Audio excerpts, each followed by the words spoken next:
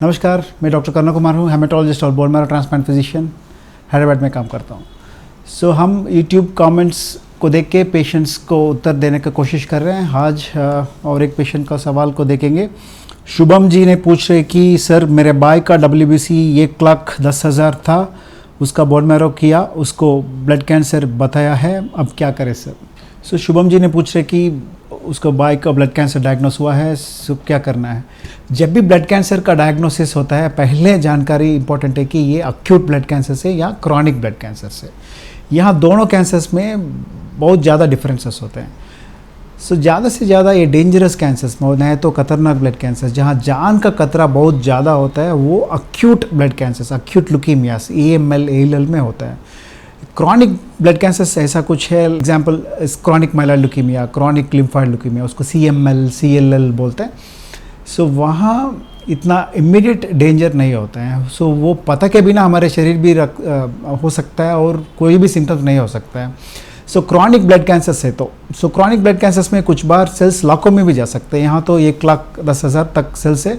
कुछ बार chronic myeloid leukemia 2 lakh 3 lakh 4 lakh तक भी हम WBC देख सकते हैं। जब काउंट्स बढ़ना ज़्यादा बढ़ते हैं तब सिम्टम्स कंपल्सरी आते हैं, मगर इनिशियली केसेस में ज़्यादा से ज़्यादा सिम्टम्स कोई भी नहीं होता है। ये क्रॉनिक कैंसर से CML लिया तो हम एग्जाम्पल, वहाँ तो बहुत अच्छा ट्रीटमेंट ऑप्शंस अवेलेबल है। वहाँ कीमोथेरेपी नहीं देते, जैसा क्रॉनिक फेज़ में है तो इमैटिनिब, डेसाटिनिब जैसा टायरोसिन काइनेज इनहिबिटर्स कैटेगरी एक दवाइयाँ हैं, वो टैबलेट से बीमारी कंट्रोल में चले जाता है। कुछ पेशेंट्स में 20-30% पेशेंट्स में बीमारी क्यूर होने का चांसेस भी ज़्यादा है। और बाकी CLL के बारे में बात किया तो क्रॉनिक लिम्फॉइड ल्यूकीमिया, वहाँ तो अलग है। वहाँ ज़्यादा से ज़्यादा पेशेंट्स को ऑब्जर्वेशन में देखते हैं, मगर वो बीमारी उसको तकलीफ देना शुरू किया तो तब ट्रीटमेंट शुरू करना देखते हैं। कुछ बार क्रॉनिक बीमारी कैटेगरी के अंदर लिम्फोमास भी आते हैं, पता के बिना होते हैं। लिम्फोमा लो ग्रेड लिम्फोमास बोलते हैं, ज़्यादा सिम्टम्स नहीं होता, कुछ ना कुछ टेस्ट किया तो पता चलता है। वहाँ भी कुछ सिम्टम्स नहीं है, पेशेंट एक्टिव है, ब्लड काउंट्स पूरा ठीक है, तो फिर कैंसर होने के बाद भी वहाँ ट्रीटमेंट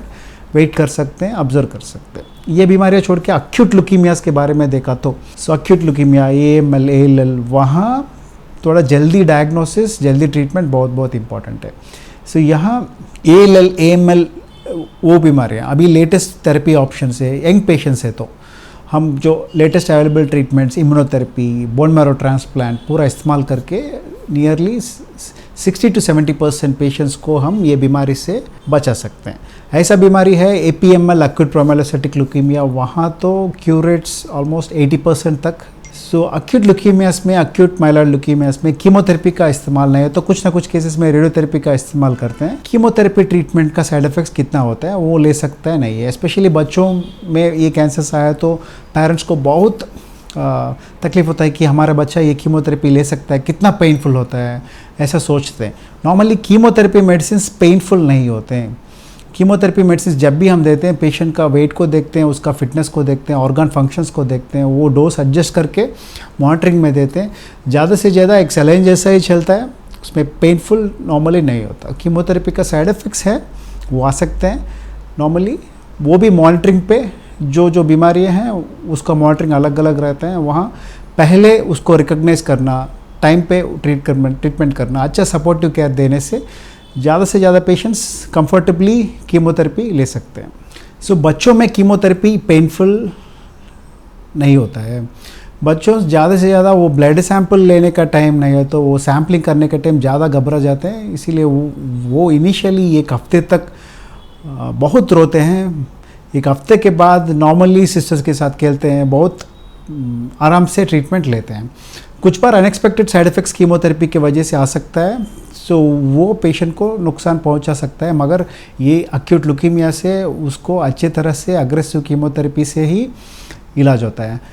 पहले सालों में, पहले दिनों में मोर्टेलिटी रेट नहीं तो इसका अक्यूट ल्यूकीमिया के वजह से लाइफ रिस्क बहुत ज़्यादा रहता था। अभी बेस्ट सपोर्टिव केयर से, अभी मल्टीपल कॉम्बिनेशन थेरेपी से, इम्यूनोथेरेपी से और ट्रांसप्लांट से क्यूर रेट बहुत अच्छा बढ़ा है। ये याद रखना है कि अक्यूट ल्यूकीमियास का बीमारी बहुत चेंज हो चुका है और कंटिन्यूस इवॉल्व हो रहे हैं, अच्छे थेरेपीज आ रहे हैं, उसके साथ हम बीमारी को अच्छी तरह कंट्रोल कर सकते हैं।